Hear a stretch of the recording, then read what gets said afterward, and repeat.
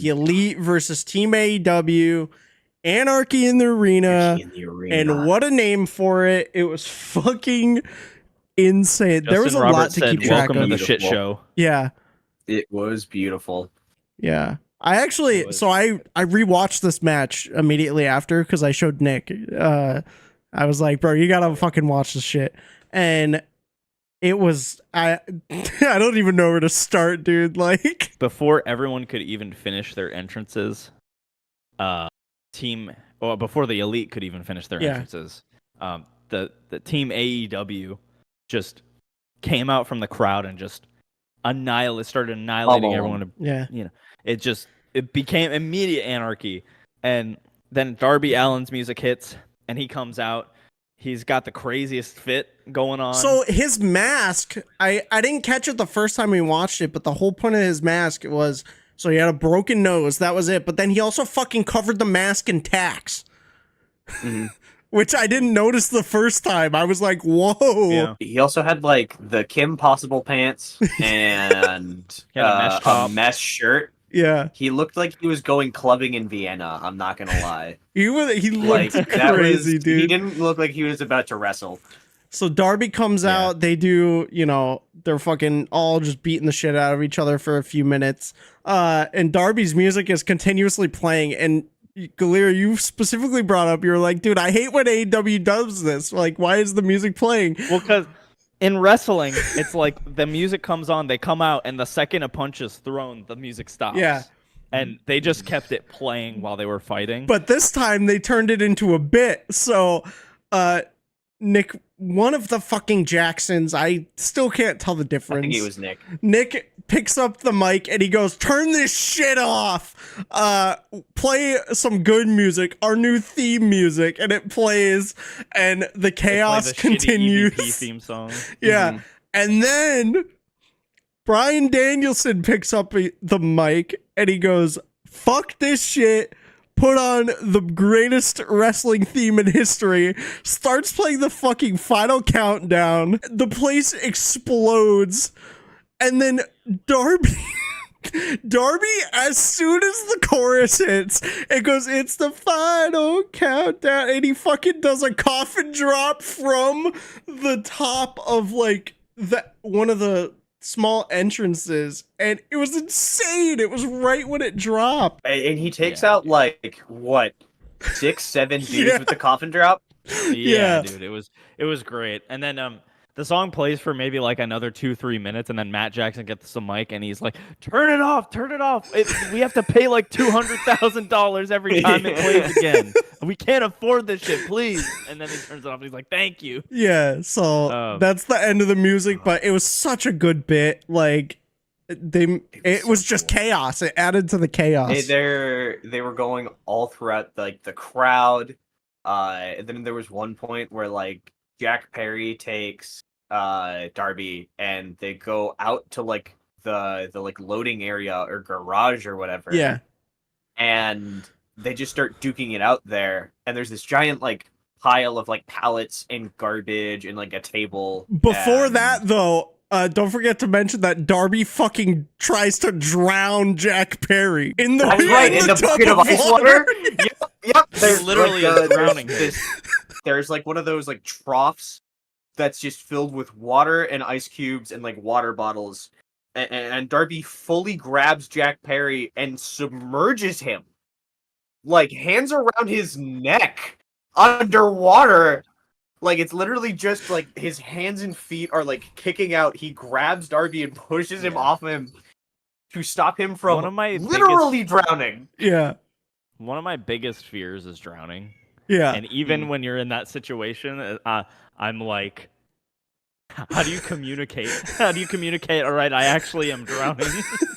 Like, pull me up, bro. He had him down there for like, he had him in there for extended period of time. Extensive period of time. Yeah. That was crazy. And like you were saying, he took him over to that like pile of pallets, and all we could think was, oh, pallet fire. Yeah, I really thought they were gonna light it on fire.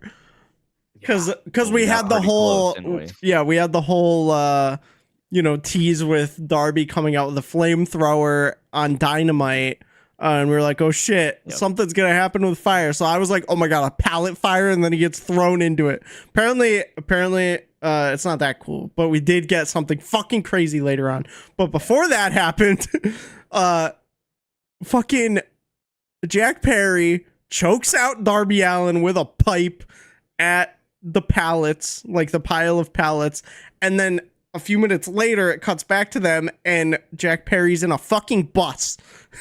And scapegoat bus. And he runs over the pile, so it's assumed that Darby is in the pile. Darby gets hit by another bus. Yeah. I forget who. Poor Someone guy. on commentary specifically is like, this is the second time in a month Darby Allin has probably been hit by a bus. Yeah. Which is crazy. Like, I love, this is one of the things I love about Jack Perry, is how he will just use literally anything in whatever he's doing, like, to his advantage to provoke a reaction from someone. Yeah. Like, if you think back to the whole CM Punk incident, when the whole, like, that's real glass, bitch, or whatever, like, comment, and then him hitting Darby with a bus again, or potentially hitting Darby with a bus again, is crazy. Right. Yeah. Well, it's also like where they're version blurring of the Jack line. They're blurring the lines, right? Like, Yeah. Well, we know it's fake, but like they're like bringing that real world aspect, because he did get hit it was reported he got hit by a bus in New York like 2-3 weeks ago. Yeah. And as much as I also used to be like an old school, like, I loved Jungle Express when I first started watching AEW in 2020. Yeah. I loved Luchasaurus and Jungle Boy. I loved that whole angle. I like what they're both doing now. They're doing their own thing. I like how what's Luchasaurus now? Kill Switch. Kill And Switch. for some Kill reason, Switch. he's still a dinosaur. Yeah. Even though he shouldn't be. Kill Switch dinosaur. Kill Switch. We were calling him Kill Switchosaurus. Hey, here's our happy little family. Christian's the dad, Mother Wayne's the mom, Nick Wayne's the son. Oh, yeah, and then and the we also pet. have This a is their dinosaur. pet dinosaur. Yeah, pet dino. Yeah. We get some exchange between, like, FTR and the Young Bucks. And, Dude, and FTR at one point, always goes crazy. Like, Yeah. I think about, like, they look older than they are. They're probably like mid to late 30s. Mhm.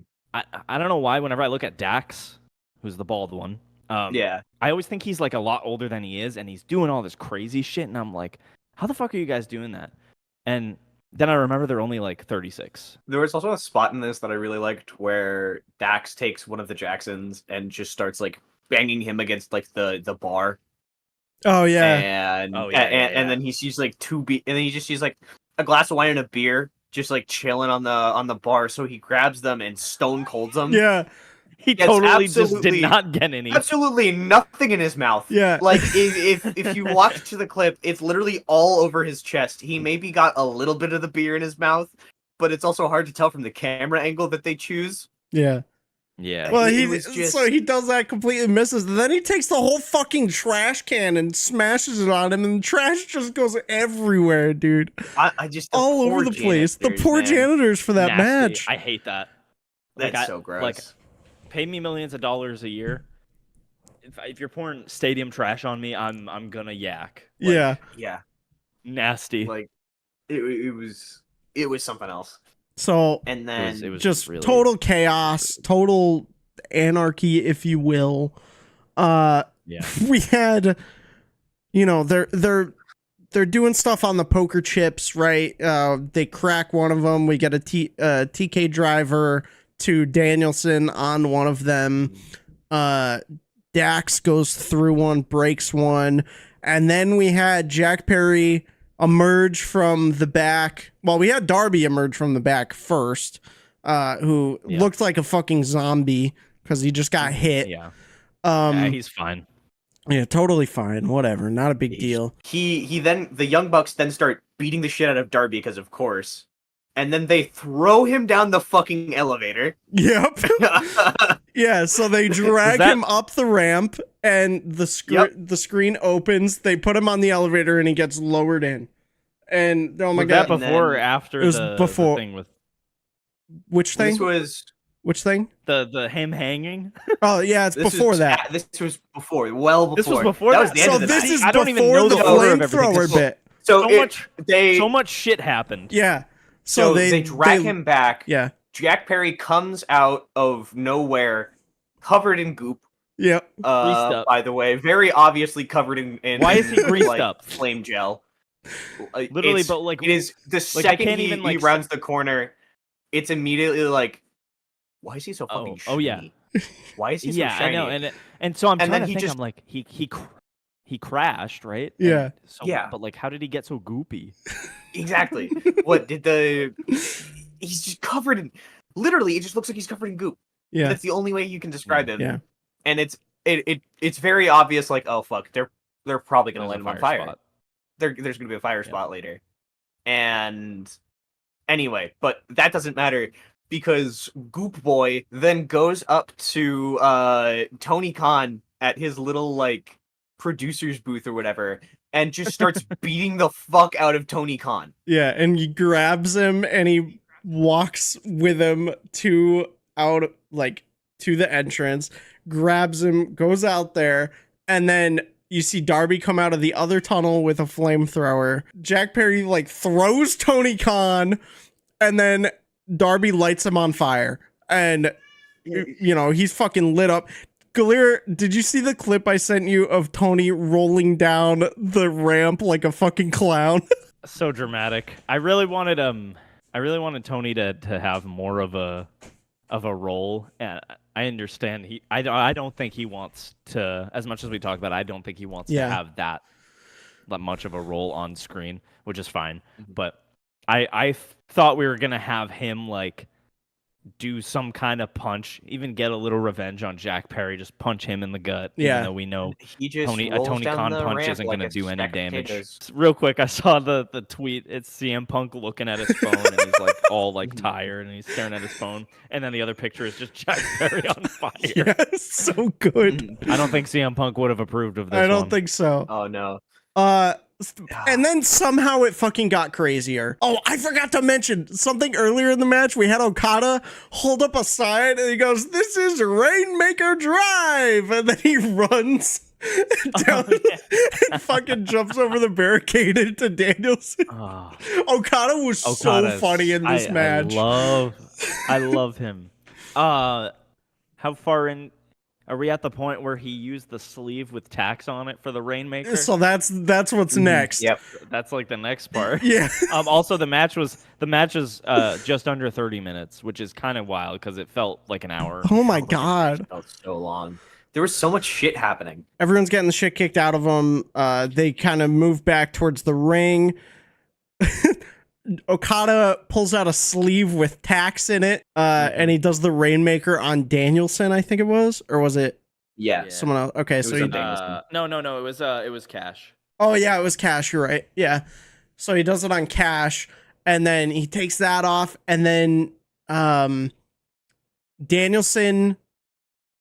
When were the yes kicks? Before or after? Oh, it was after. It was when Darby was already hanging. Anyway, what this leads to is they fucking get Darby in the ring and they pull out a rope and they wrap him up in the rope and attach him. So Matt and Nick are like, all right, bring it down. And they bring down a fucking hook. They attach Darby to this and Darby gets fucking hung by his legs from the ceiling. He was there for a long time. From this point until the end of the match. Yeah. And this is maybe like a good... He's hanging there for probably like a good 5 minutes. Yeah.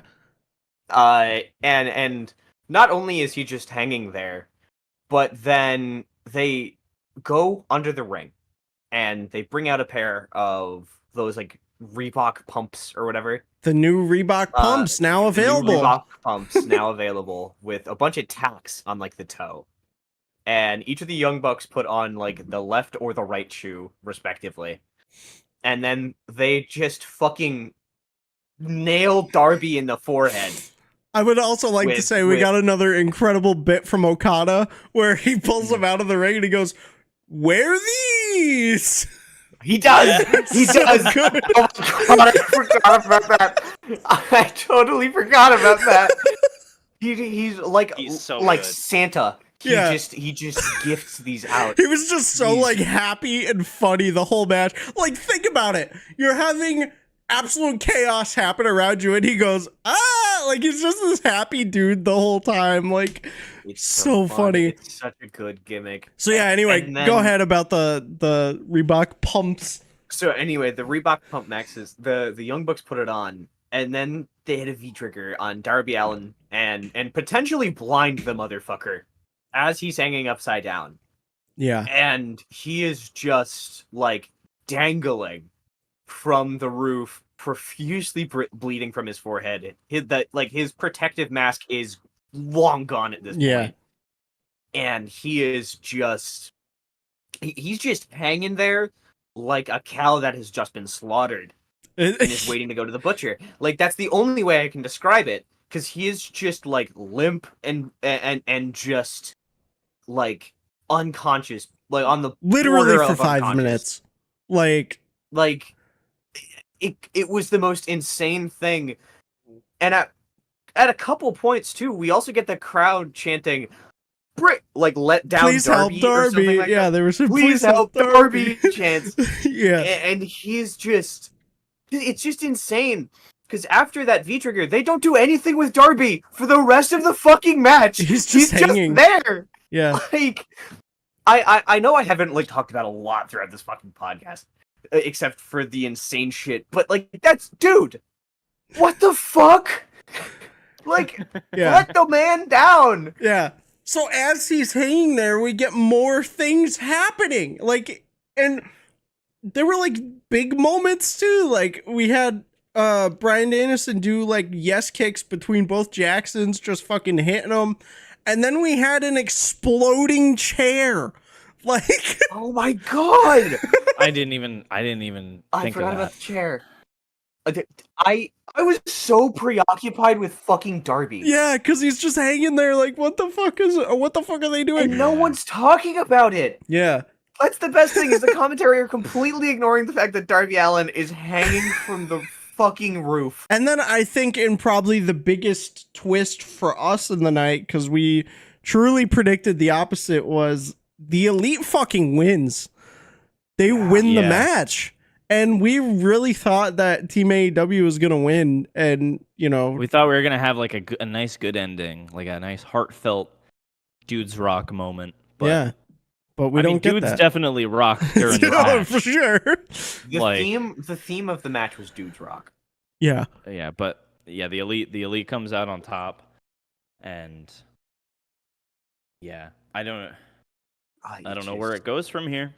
I don't know either. How now that we have Tony Khan back, do we just kind of do they Maybe- put it back maybe on the some back things are gonna burner? change Does something around here. happen? Well, they can just punch him in the gut again. Then he'll be give him a Out TK for driver. 6 He'll be gone weeks. for another month. Yeah. Yeah. Yeah,